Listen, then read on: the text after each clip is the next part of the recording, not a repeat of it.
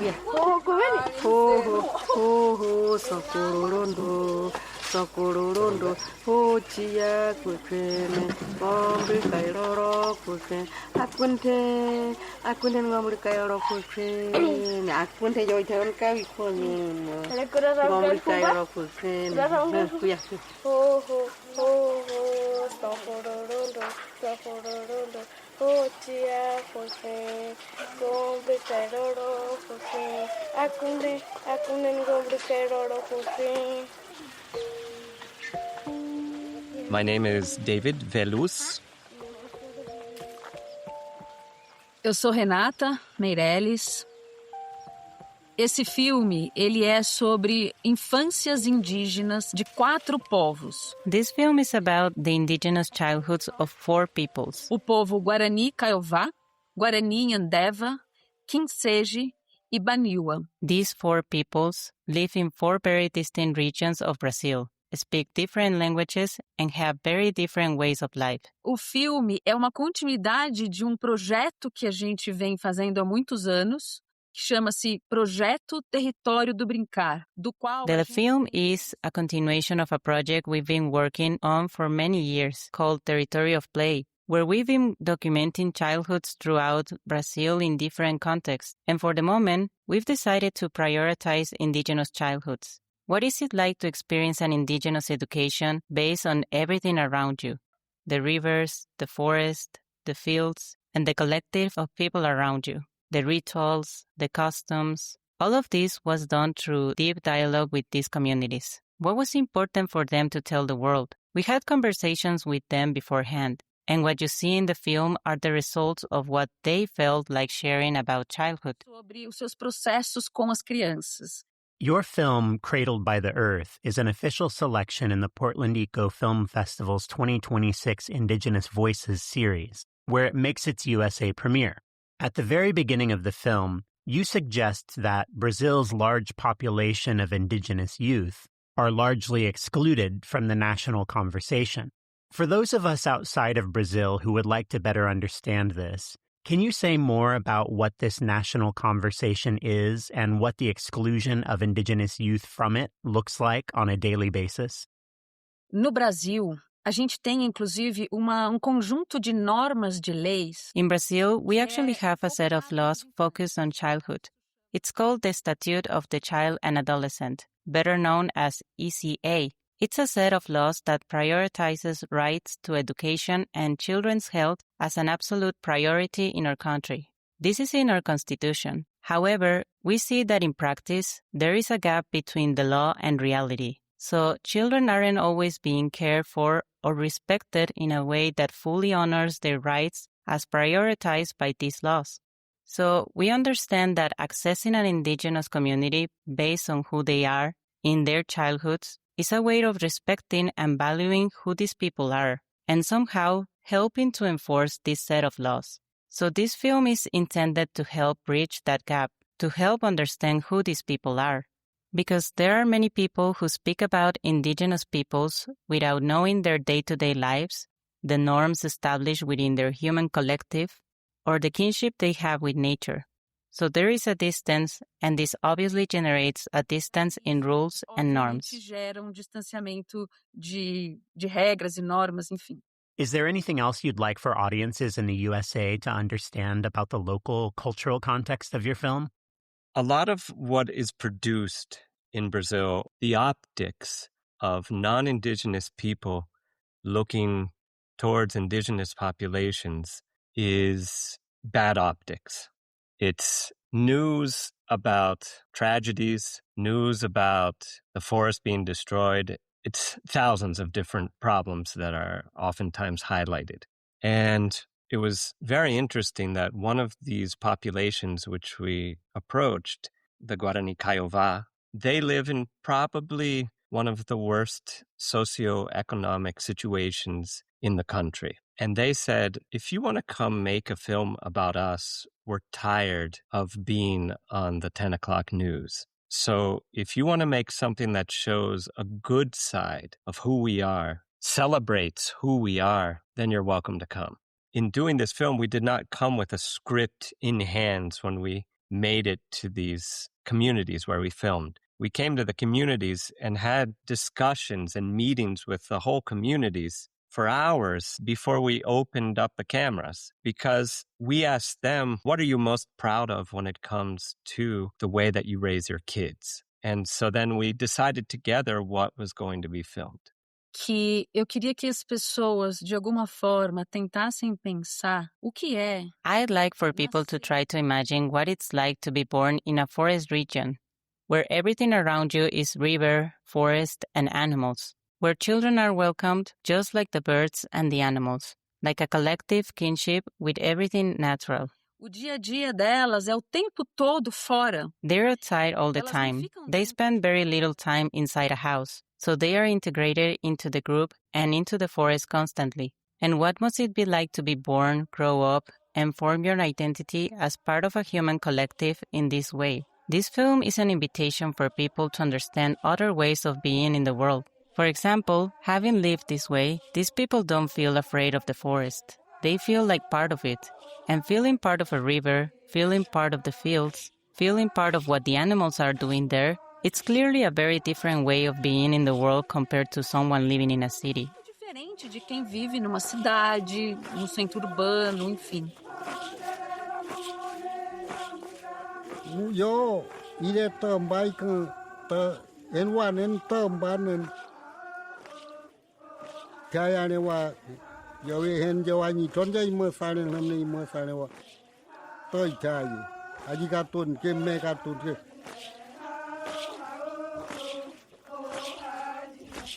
A gente não sabe como é que o espírito cria isso. Mas quando cria, ele fica bonito, né? Ele fica gostoso de você cantar.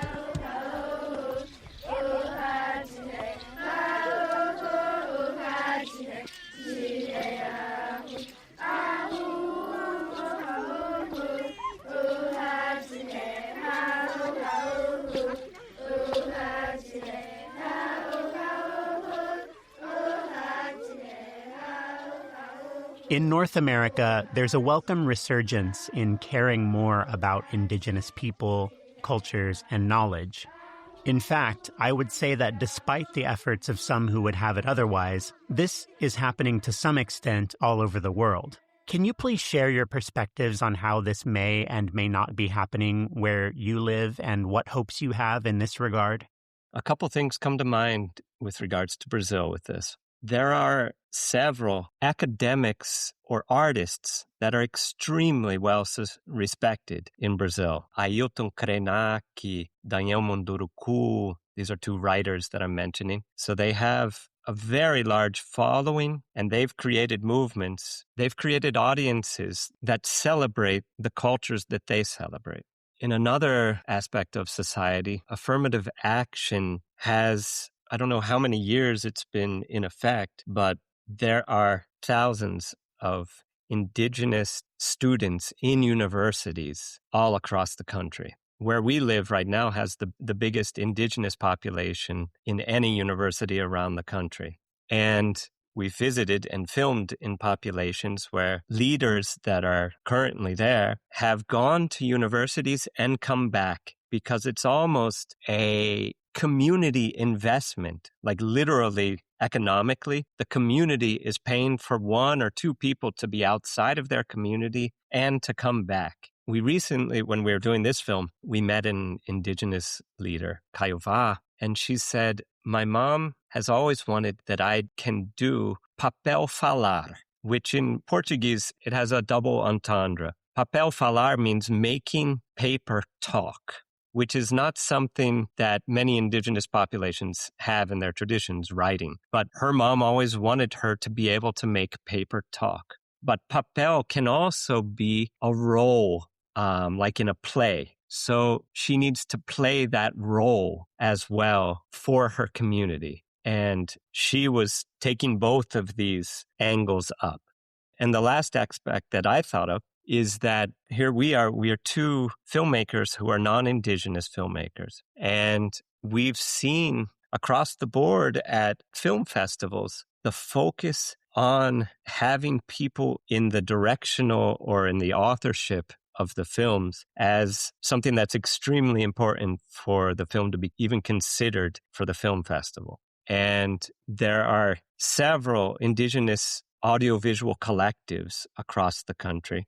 We had the pleasure to work with the Khisêtjê, which is one of the 4 populations that we worked for with this film. We had second cameras that were used by indigenous filmmakers who do work even outside of their communities on a regular basis. So I would say that in Brazil, after hundreds of years, indigenous populations are slowly gaining a voice. I would say more so than even in the United States right now.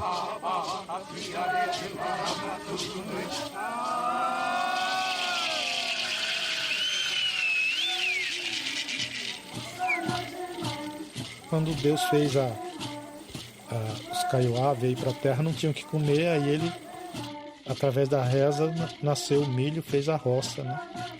Então a roça é um lugar sagrado. A roça é um lugar divino, onde se aprende. Por isso que precisa ser cuidado. Precisa ser cantado e ser alegre, porque as sementes só gosta de viver onde tem alegria. When you two shot this film, you did so mostly on your own, with collaboration from people in the communities that the film is about. This seems to me a very ecological, resource-sensitive, and relational way of working. Are there other aspects of your filmmaking process that you consider to be ecological? Olha, de ordem prática, a gente esteve em locais muito distantes. Practically speaking, we were in places very far from where we live and far from each other. In all the places where it was possible, even if it was a 3-day trip, we prioritized that over flying. Also, our team is absolutely lean.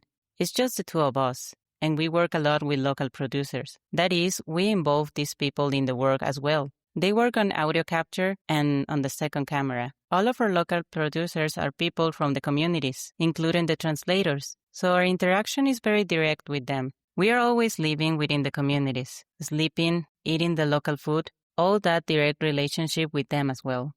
And obviously, we take all the health precautions. But I feel that it's not just that. I think that us being there in these places, we influence and receive a lot. So this connection constitutes very deep learning and very deep personal transformation. It's a very intense responsibility as well, but it's a very real exchange. We stay in contact with them. We support their projects. We live in constant dialogues. They call asking about technical audio problems, filming, or whatever. So it's a connection that stays very much alive.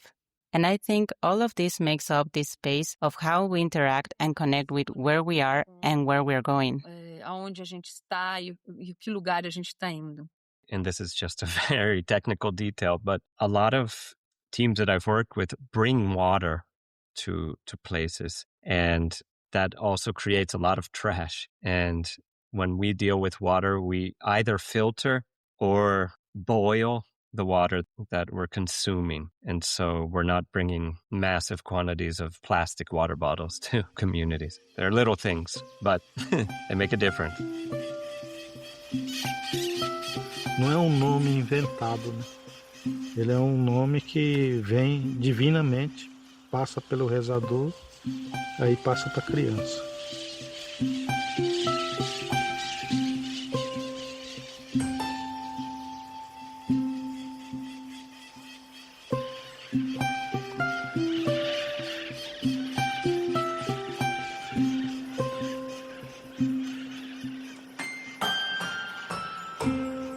E a criança é um bem divino também que chega para nós, que é a continuidade do mundo, a continuidade do planeta é as crianças. At one point in your film, a man says that children are divine gifts that offer the continuity of the world. But throughout the industrial parts of the world, it seems that humanity has largely forgotten its responsibility to future generations. Your film feels like a beautiful invitation to not only remember this responsibility to future generations, but to rejoice in that remembrance. As people who seem committed to the future of life on Earth, can you please share some words of encouragement for people who not only want to fulfill their responsibilities in this regard, but who also want to do their part in spreading this message? Hoje em dia, atualmente, a gente percebe o quantos problemas e que a gente Nowadays, vive we notice how many problems we are living through. So much chaos, so much violence, extreme vulnerability, wars, climate change. And this is our moment to expand consciousness regarding the facts of what is happening. But how do we act in relation to them? I personally think that in the history of humanity, there are many references to people who transformed humanity based on what they believed. For example, about what love is and how to act from that place.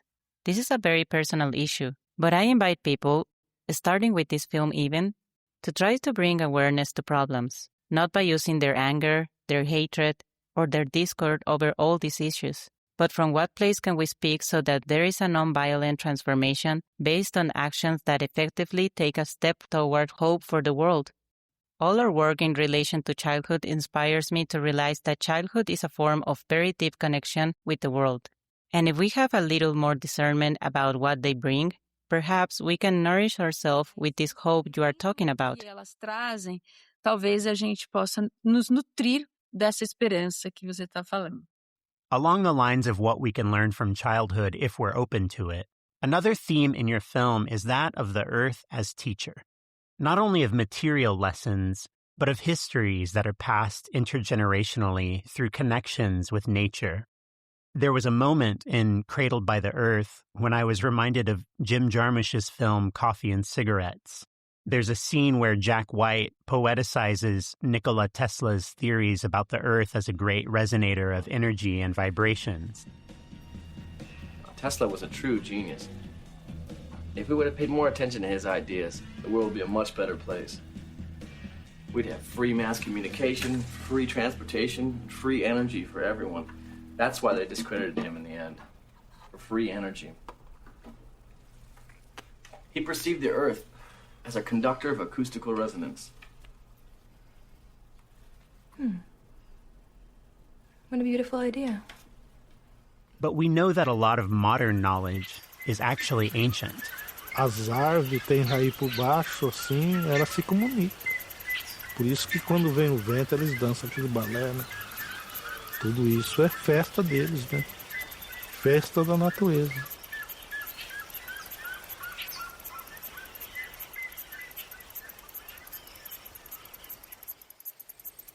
E a criança está em tudo isso.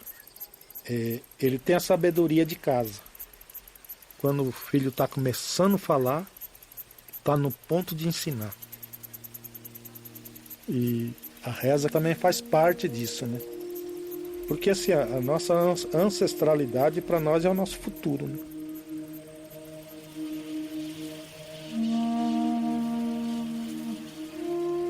Were there moments when the expansiveness of indigenous ecological imagination and wisdom left you speechless? Olha, eu vou comentar um momento que foi muito forte para mim. A gente estava filmando ritual. I'm going to mention a moment that was very powerful for me. We were filming a ritual for Indigenous naming. This ritual is a preparation for a day when the child receives the name of a god called Ñandeva. For them to reach this ritual, they spent 30 days praying and singing for 3 hours daily. We were able to follow 4 days prior to the day of the ritual. My role there at that moment was to capture audio. So I had headphones on, holding the microphone, quietly listening for 3 hours. It's a chant and a prayer that appears in the film.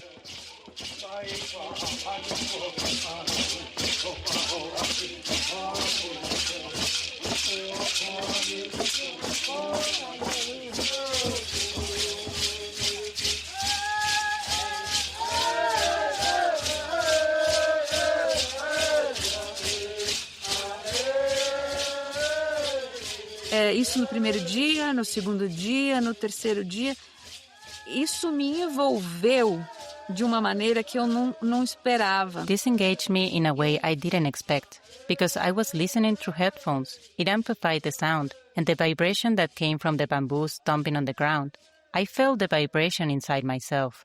It was as if I were entering into that ritual with my body, and not just a passive body, even though I wasn't singing. I even get emotional looking back and talking about it because it touched me in a very deep way. A deep understanding of what it is to be born, what it is to arrive in the world, what it means for a people to go through this entire process so that when a child arrives, they receive a name. What is the meaning of a name for each of us? Whether it's there or anywhere, what meaning do we give to that? This is just one example, and obviously there were many others, but all the lessons we had there were lived experiences. It wasn't that we read a book. Of course we read a lot. We talked to many people, but what touched me the most came in a living way. It came in a way of being together, of leaving my comfortable house with air conditioning to stay in the absurdly hot sun, full of mosquitoes and all that. But you leave your place, and that is necessary for you to surrender. Sai do seu lugar e isso é necessário para que você se entregue. It was very beautiful what you said. But I think when we heard the translations of what the names of the Guarani Kaiowá children were given by their supreme god, Ñandeva, through the medium in their name ritual, in their baptism ritual, it was just shocking how beautiful the names were. Beija-flor foi buscar alimento pros filhos.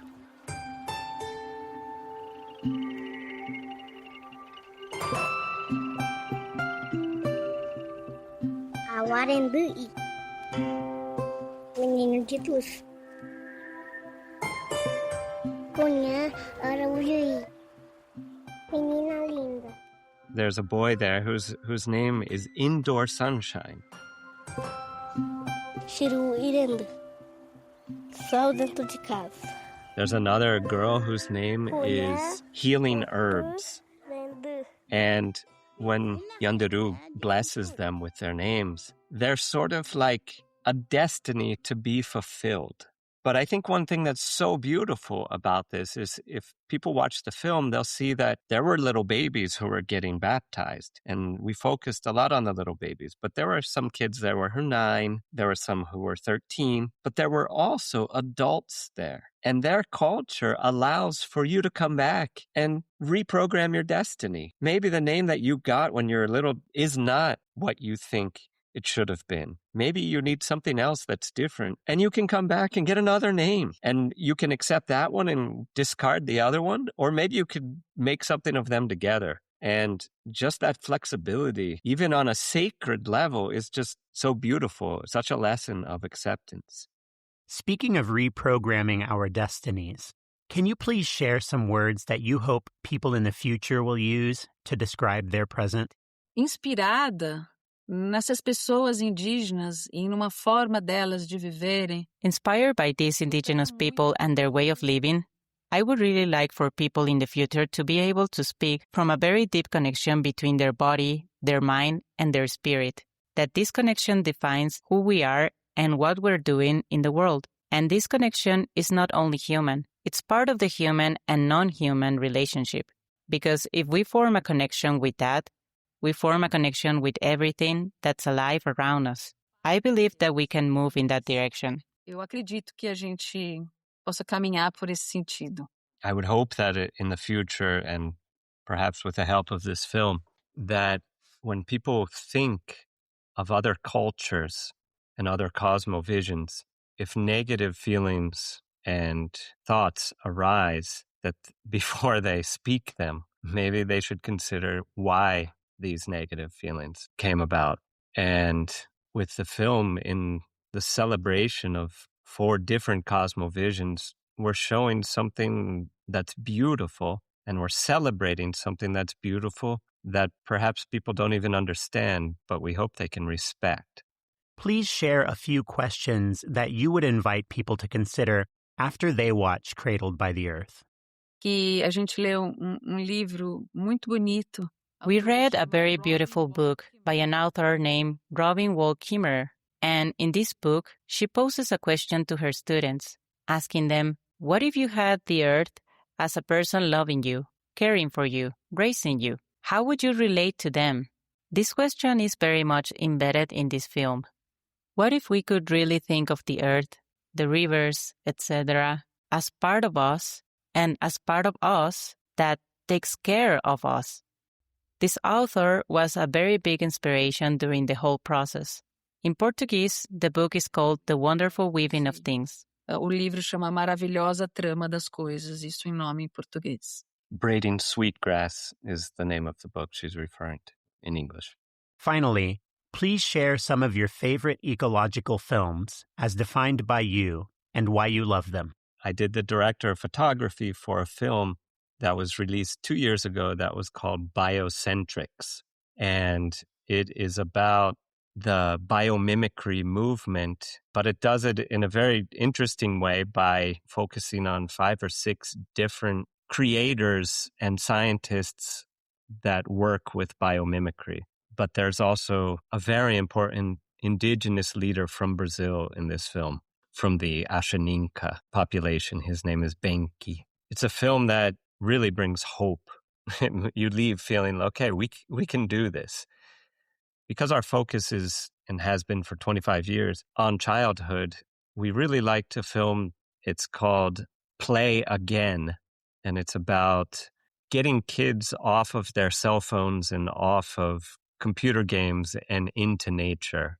Para mim, eu pensei em 2 filmes documentários. I thought of 2 documentary films. The first is about a girl from a traditional community in Mongolia, and she is encouraged by her father to follow a very strong personal desire, defying the traditions of her people. She wants to be a girl who trains eagles. The film is called The Eagle Huntress, and it's a documentary that shows very clearly what results from her training the eagle and living that experience. It's a personal transformation in connection with culture and nature. Another film that I like very much is My Octopus Teacher. It's about a person who has a very deep relationship with an octopus. What these 2 films tell me is that ecology is not outside of us. Ecology is inside of us. Ecology is a connection with everything. I wanted to mention these 2 films because they represent a possibility that I feel strongly about. Not only do we have to save the sea, we have to save what is in the deepest part of our interior being as well, along with the sea and along with this deep relationship that exists between caring, welcoming, and transforming oneself. Essa relação profunda que existe entre o cuidar, acolher, o transformar-se de modo geral. David and Renata, thank you very much for making Cradled by the Earth, for sharing it with us, and for all the good you do in the world. We thank you for the opportunity to talk about this project that took up so much of our time, energy, and souls to make. And I like to thank you, Rozzell, for your view of this work, the way you ask, the way you talk to us, and very respectful for let me talking in my language. Thank you so much.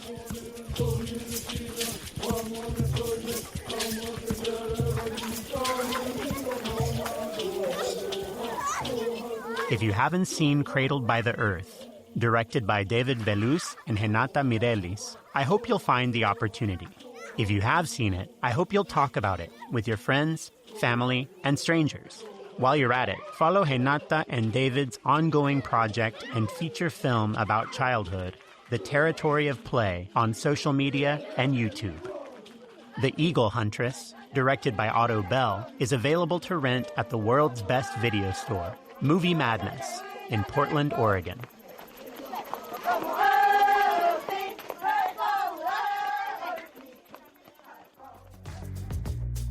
The 2026 Portland Eco Film Festival is sponsored by Crag Law Center and Solve. We are a signature program of the Hollywood Theater, Portland, Oregon's premier modern historic movie palace. Learn more at portlandecofilmfest.org and hollywoodtheater.org. Our theme music is from the song Earth Worship by the amazing band Rubblebucket. Our Global Ecological Cinema podcast is hosted, edited, and produced by myself, Rozzell Medina. Our interpreter is Paula Martín del Campo Salazar. We'll be back every week through June with more conversations about fascinating intersections of ecology, cinema, and filmmaking. Thanks for listening and for all the good you do in the world. I feel like I'm collapsing into myself, yourself, myself, yourself, myself. I would like us to break up these patterns, patterns.